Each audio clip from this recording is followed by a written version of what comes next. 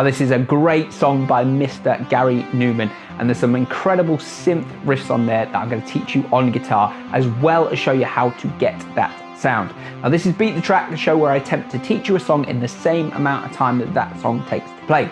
Can I do it? Let's find out. Now I believe this track is 5 minutes and 25 seconds long. So I'm going to pop the timer up on the screen now, and we're going to start this in 3, 2, 1, let's go. Right, we have 4 main sections to this track, and we're going to start with that awesome synth riff, which is in the verse and all of the, well, the intro and all of the verses. So we've got this.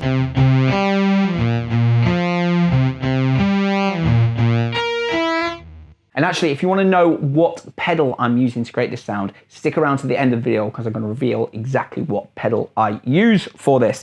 Now, this riff is based around 2 power chords. We've got the C and the B flat, okay? So I've got E8 to A10, and then we repeat that movement down on E6, the A8, and then the whole thing repeats again. Now this time, you don't go to the A8 though, we move up to the high E string on E6, and then B5. So that's.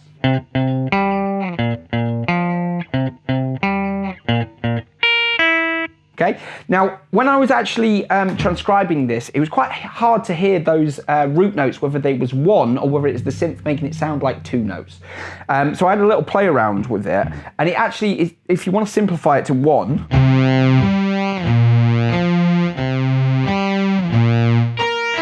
super effective and works just as well. I think it's 2, but the option's there should you need to. Now we'll move on to section 2, which is the pre-chorus.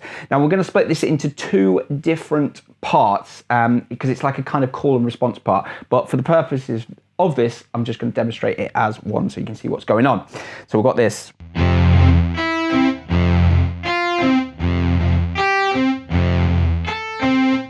So you can see there's like a sort of call and response going on there. So first of all, we have this power chord on F.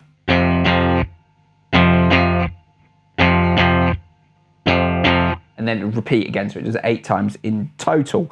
So that's nice and simple, part 1. Part 2, we have this.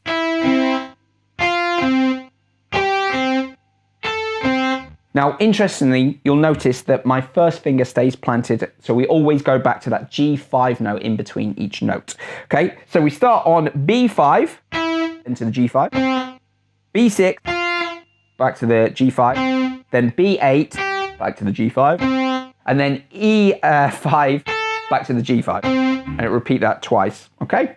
So, nice and simple, section 2. Now, section 3, the chorus. This way it's a little bit trickier. The root notes for this are G, D, F, and C. And the finger pattern is similar on each chord, but different, which makes it quite hard for to do the progression. You can kind of get your fingers muddled quite easily. So it's really important you use the correct fingers for this. You'll see what I mean in a second. And a top tip here, I'm going to add a little bit of reverb because it makes the sound a little bit more authentic and more interesting. So we've got this.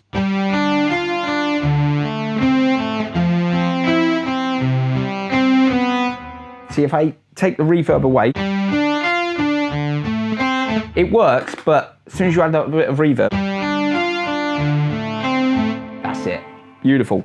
Right, so what we've got here is D5, G7, B6, back to the G7.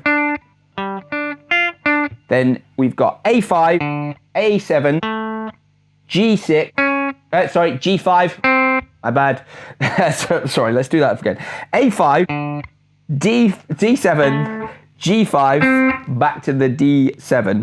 So, then the third chord, we've got D3, G5, B5, back to the G5.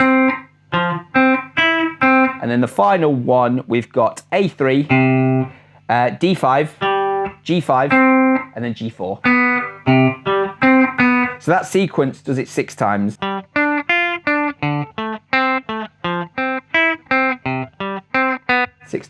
So then we're on to our final section now, which is like the kind of post-chorus bit.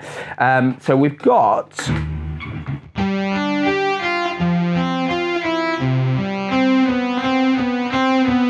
does it 4 times. The 4th time is slightly different. I'll show you in a second.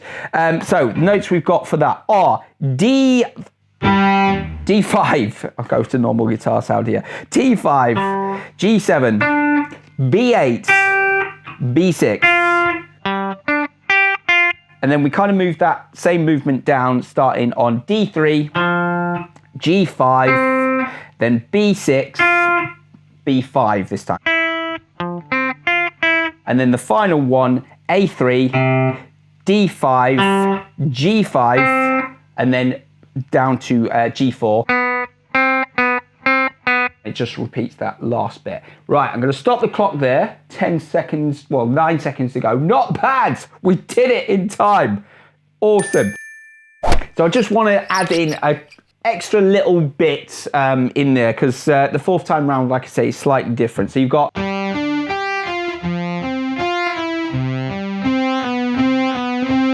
3 times, and then on the 4th time, it goes up to this high G note, so they're on the 15th fret of the high E string. But if we add in a little bit of reverb,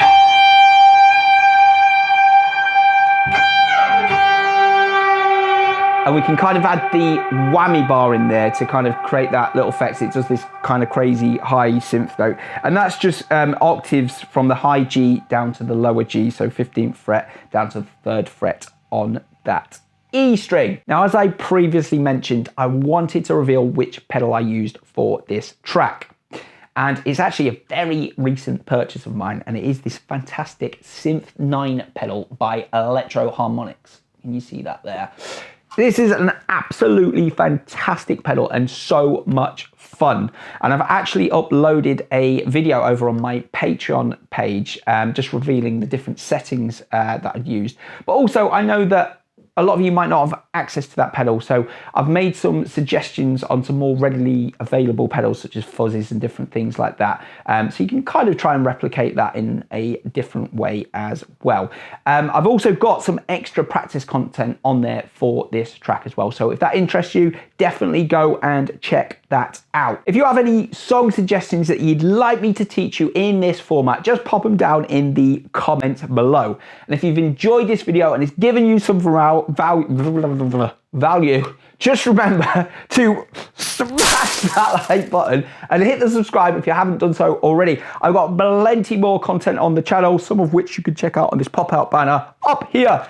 As ever, you've been watching The Musicals. I'm KH. Until next time, keep on rocking.